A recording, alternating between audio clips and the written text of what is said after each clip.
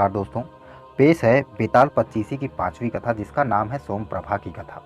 दोस्तों, हर बार की भांति महाराजा विक्रमादित्य फिर से उसी पेड़ के नीचे पहुंचे और बेताल को नीचे उतारा और उसे कंधे पर लादकर चुपचाप आगे बढ़ चले। कुछ आगे चलने पर बेताल ने फिर मौन भंग किया। वह बोला, राजन, तुम एक कष्टकर कार्य में लगे हुए हो जिससे मुझे तुम अत्यंत प्रिय हो गए हो। अब रास्ते में तुम्हारे श्रम को भुलाने के लिए तुम्हें मैं यह कहानी सुनाता हूँ, ध्यान से सुनो। बहुत पहले उज्जैनी में हरिस्वामी नामक एक सद्गुणी ब्राह्मण रहता था। वह राजा पुष्यसेन का प्रिय सेवक और मंत्री था। उस गृहस्थ ब्राह्मण की पत्नी भी उसी के अनुरूप थी। हरिस्वामी की 2 संतानें थी। बड़ा देवस्वामी नाम का पुत्र और छोटी एक कन्या जिसका नाम सोमप्रभा था।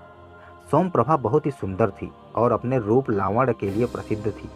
जब सोमप्रभा के विवाह का समय आया तो उसने अपने पिता से कहा, पिताश्री, यदि आप मेरा विवाह करने के इच्छुक हैं तो किसी वीर, ज्ञानी अथवा अलौकिक विद्याएं जानने वाले के साथ ही करें, अन्यथा मैं किसी और से विवाह नहीं करूंगी। यह सुनकर हरिस्वामी उसके लिए उसकी रुचि का वर ढूंढने के लिए चिंतित रहने लगे। उसी समय राजा ने हरिस्वामी को अपना दूत बनाकर दक्षिण देश के एक राजा के साथ संधि करने के लिए भेजा, क्योंकि वह राजा युद्ध करने के लिए तैयार हो रहा था। जब उसने वहां जाकर अपना कार्य संपन्न कर लिया, तब उसके पास एक श्रेष्ठ ब्राह्मण आया। उसने हरिस्वामी की कन्या के रूप लावण्य की बात सुन रखी थी। उसने अपने लिए उसकी कन्या की मांग की। हरिस्वामी ने कहा, मेरी कन्या पति के रूप में या तो अलौकिक विद्याएं जानने वाले को या ज्ञानी अथवा वीर व्यक्ति को ही स्वीकार करेगी, अन्य किसी को नहीं। अतः आप बतलाएं कि आप इनमें से कौन है। इस पर ब्राह्मण ने कहा कि हे ब्राह्मण श्रेष्ठ, मैं अलौकिक विद्याओं का ज्ञाता हूँ। हरिस्वामी ने तब उससे अपनी विद्या का कुछ चमत्कार दिखलाने को कहा। तब ब्राह्मण ने अपनी विद्या के प्रभाव से तत्काल एक आकाशगामी रथ तैयार किया। फिर उस ब्राह्मण ने हरिस्वामी को अपने उस मायावी रथ में बैठाया और उसे स्वर्गलोक आदि दिखलाकर वापस ले आया। तब हरिस्वामी ने उस अलौकिक विद्याएं जानने वाले पुरुष के साथ अपनी कन्या ब्याहने का वचन दिया और 7वें दिन विवाह की तिथि निश्चित कर दी।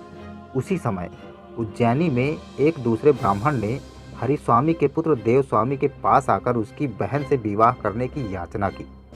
देवस्वामी ने जब उसे अपनी बहन की शर्त बताई, तब ब्राह्मण अपनी विद्या का कौशल दिखाने को तत्पर हो गया और उसने अपने अस्त्र शस्त्रों का कौशल का प्रदर्शन किया। यह देख देवस्वामी ने उसी के साथ अपनी बहन का विवाह करने का निश्चय कर लिया। अपनी माता की अनुपस्थिति में उसने भी ज्योतिषियों की कथा अनुसार 7वें दिन ही विवाह का निश्चय लिया। उसी समय एक तीसरे व्यक्ति ने भी सोमप्रभा की माता के सम्मुख स्वयं को ज्ञानी बताते हुए उसकी बेटी से विवाह करने की याचना की। उसने ज्ञानी होने का प्रमाण भी दिया, जिससे प्रभावित होकर सोमप्रभा की माता ने उससे 7वें दिन अपनी कन्या का विवाह करने का वचन दिया। अगले दिन हरिस्वामी घर लौट आया। आकर उसने अपनी पत्नी और पुत्र को बताया कि वह कन्या का विवाह निश्चित कराया है। इस पर उन दोनों ने भी अलग अलग बताया कि उन्होंने क्या निश्चय किया है। उनकी बातें सुनकर हरिस्वामी चिंता में पड़ गया कि एक साथ 3 व्यक्तियों के साथ उसकी कन्या का विवाह कैसे होगा। अनंतर विवाह की निश्चित तिथि को ज्ञानी, वीर और अलौकिक विद्याएं जानने वाला ये तीनों ही वर हरिस्वामी के घर पहुंचे। इसी समय एक विचित्र बात हो गई। ब्राह्मण की कन्या सोमप्रभा, जो वधू बनने वाली थी, अचानक कहीं गायब हो गई। ढूंढने पर भी जब उसका पता ना चला, तब घबराए हुए हरिस्वामी ने ज्ञानी पुरुष से कहा कि हे ज्ञानी, अब झटपट यह बताइए कि मेरी कन्या कहाँ है। यह सुनकर ज्ञानी ने अपने ज्ञान द्वारा पता करके उसे बतलाया कि हे ब्राह्मण श्रेष्ठ, आपकी कन्या को धूमसिख नाम का एक राक्षस उठाकर विंध्याचल के वन में स्थित अपने घर ले गया है। ज्ञानी द्वारा ऐसा बताए जाने पर हरिस्वामी भयभीत हो गया। वह बोला, हाय हाय, अब वह कैसे मिलेगी और उसका विवाह भी कैसे होगा। यह सुनकर अलौकिक विद्याएं जानने वाला युवक बोला, आप धैर्य रखिए। ज्ञानी के कथनानुसार वह कहाँ ले जाई गई है, मैं अभी आपको वहाँ ले चलता हूँ। यह कहकर क्षण भर में ही उसने सभी अस्त्रों से सजा एक आकाशगामी यान बनाया। उस पर हरिस्वामी, ज्ञानी तथा वीर को चढ़ाकर उन्हें विंध्याचल के उस वन में ले गया जहाँ ज्ञानी ने राक्षस का भवन बताया था। यह वृत्तांत जानकर राक्षस क्रोधित हो गया और वह गर्जना करता हुआ बाहर निकल आया। तब हरिस्वामी के कहने पर वीर पुरुष आगे बढ़कर उस राक्षस से लड़ने लगा। तरह तरह के अस्त्रों से लड़ने वाले उन दोनों मनुष्य और राक्षस का युद्ध बड़ा आश्चर्यजनक हुआ। अपनी भार्या के लिए जिस तरह राम रावण से लड़े थे, वैसे ही ये दोनों भी लड़ने लगे। कुछ ही देर में उस वीर ने एक अर्धचंद्राकार बाण से युद्ध में मतवाले उस राक्षस का मस्तक काट गिराया। राक्षस के मारे जाने पर वह सभी अलौकिक विद्याएं जानने वाले ब्राह्मण के रथ से वापस घर लौट आए।